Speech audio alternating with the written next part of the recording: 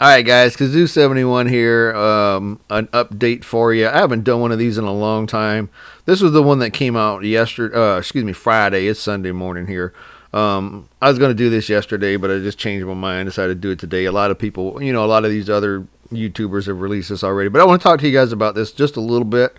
This is a very long update. There's no way I'm going to read this. You guys can read this. I'll give you the link in the description. If you don't know where this is the ARK news that came out on Friday, Community Crunch, about ARK Survival Ascended. They did a question and answer.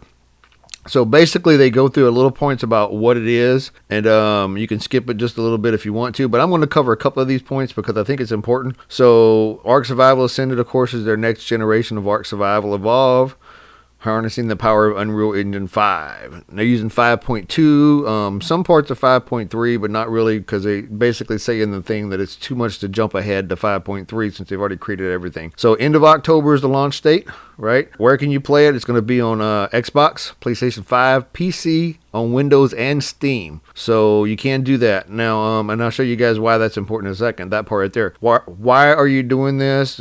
Basically, refine our developing skills for ARK 2, all this kind of stuff.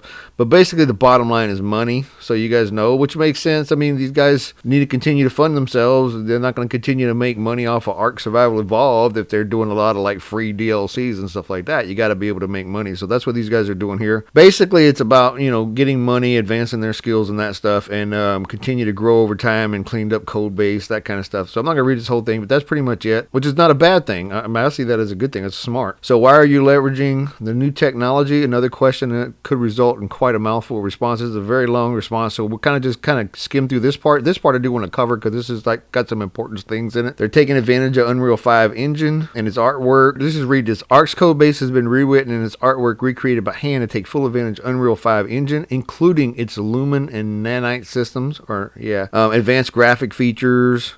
They're doing cross-platform modding, so basically they're working with Overhaul here, and they're doing some cross-platform modding. Now here's the key to this thing. When the cross-platform comes out, I don't know if I'll hit this. I'm kind of skimming through this a little bit. It's only going to be cross-platform initially on Windows, Xbox, and PlayStation, not on Steam. They're not going to do it on Steam. They're leaving Steam for a different reason so that they can fix bugs and stuff that they find. So over time, we'll be releasing 11 brand new creatures, right? This is part of this new technology, and more than previous DLC expansions. New mini-map system, pan, zoom, pings, etc. New structures, display cases, smaller tech teleporters, building pieces, and major building system overhauls. New gameplay items, dynamic navigation mesh with creatures, pathfinding, overhauling, total UI revamp, photo mode, new camera system for players and dinos with the option to revert to the old system, so they're leaving it so you can change it back to the old if you don't like the new one. New player character assets and revamped and improved customization. Gamepad virtual cursor UI input system. New Dino Manager. View the real-time status and track locations of your creatures at will. That is awesome. I like that one. A lot of people want that. I love that, and it's going to be in, of course, much more, but that's going to be one of the most important things right there. A key to remember is that ARK Survival will include its previous release DLCs and maps in its remastered form and will have its own content roadmap. This will include a new story content for the game, its own gameplay, QLL changes, and quality of life, and new DLC, seasonal events, and much more. Some things we're not quite ready to talk about yet, which is cool. They want to keep things secret and cool. So we're gonna scroll down just a little bit and try to do this mouse so I don't mess this up. So here's the question and answer part that it doesn't pertain to what it is. So will there be a pre-order? So basically the thing is no, which is cool for me because they always pre-order it, or not pre-order, but pre-release it for some of these big YouTubers, so I don't get access to it, and all these guys get all this content before me. But according to this, everybody's going to get it the same day. So whatever day it releases, that's when everybody's going to be able to get it. No pre-order, no nothing. You'll be able to buy it when they show the trailer, right? Crossplay. So this is the part I was telling you about. Let's read this for a second. We'll have 3-phase system for rolling out crossplay. This is because it allows us to iterate more rapidly after launching a fresh title. Crossplay will be enabled for Xbox Series, Windows PC, and PlayStation. Will not not be for PC at launch. Why, frankly, we launched the game, we will have to patch a lot because you're going to find things we missed or break in the game in ways we never identified, and we'd prefer to be able to patch the Steam platform very quickly to resolve these issues. So Steam is where they do the patches very fast. The other stuff gets rolled out later. So they're going to use Steam as like a guinea pig is what it sounds like. And cross-platform, they'll fix it as they go. After launch is passed, launch hurdles, and entered a more stable state, certifying builds on other platforms will be more quicker. And so at that point, we'll be looking at enabling full crossplay. We're adding Steam. This is where I'm going to be pessimistic about this stuff. I don't think this is ever going to happen. Just so you guys know, I don't think they're ever going to integrate Steam because I just don't see it. They've always kept Steam separate than everything else, and they've excluded it from the other stuff. So a lot of us play on Steam on PC, but I just don't think this is going to happen. They're going to have official servers between respective crossplays, but they'll also have some that'll be just Xbox and PlayStation without the PC. Crossplay 2, Phase 2 crossplay, time frame December.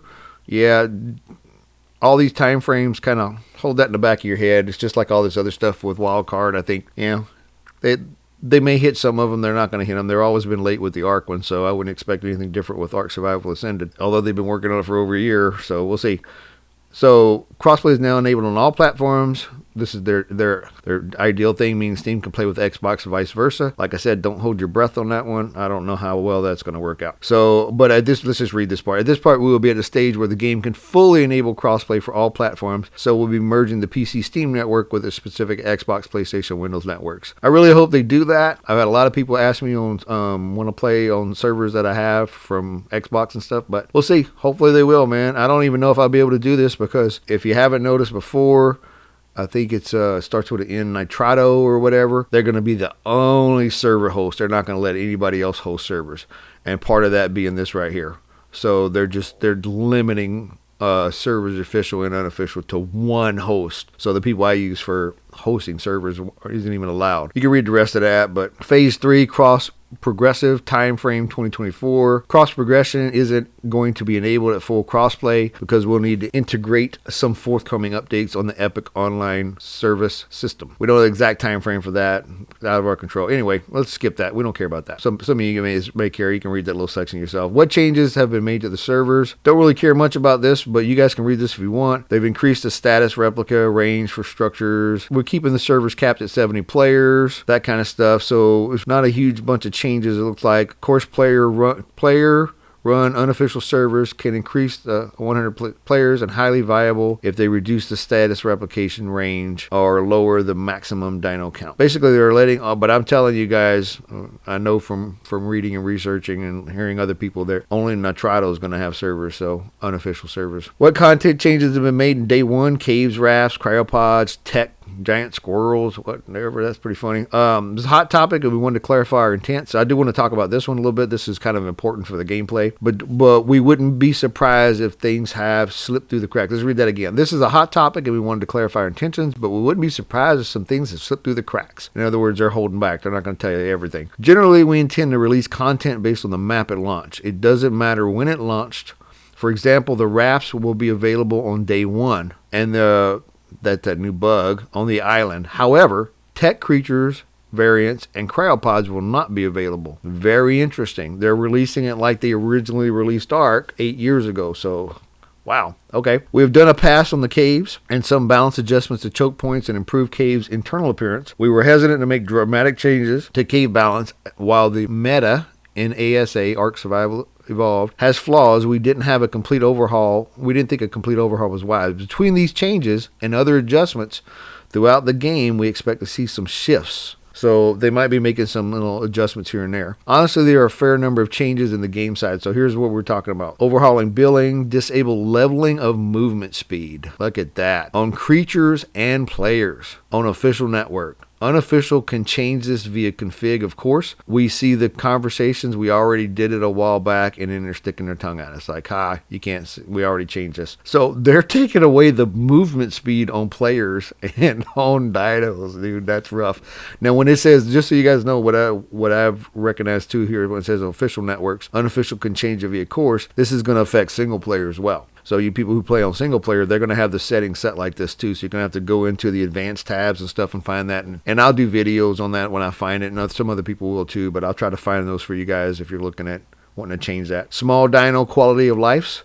Some breeding changes. Our product in Q&A, we're freaking out about it, but generally intention hasn't always been to change the strength of creatures, but to make the implementation cleaner. Previously, mutations were based on creatures' wild stats, and now we're going to give it a multiplier. This has led to some creature receiving some buffs in particular areas, buffs and nerfs, and we intend to rebalance this over time. So they tweak the creatures, and it's really going to mess them up or possibly make them better. We'll see what happens. We have not fixed getting more than 20 mutations, so it's still limited to 20 mutations, and the level cap is still 255, even though you can change it on unofficial. They will leave their official at that. These examples don't cover everything. Of course, there's a lot more. So character creation overhaul. This is a big one a lot of people are excited about. So they've changed it where you can mess with your character a little bit. So basically, yeah, you can make something that feels nice and polished, or you could choose to make a character of questionable proportions that looks like it belongs in art, but next gen. So basically, you can tweak the characters. Is there a new Gareth Coker music? That's pretty funny. Sorry, in the main menu, you can't hear you over the new Gareth Coker music, whatever that is. I apologize for you guys if you're a fan. I don't know who that is, but okay. And in this part here, just some framework. This is just, they have a website here. You can read about this. It has to do with NVIDIA. NVIDIA's been working with them on everything, so that has to do with the graphics in NVIDIA. So that's what that stuff is. I'm not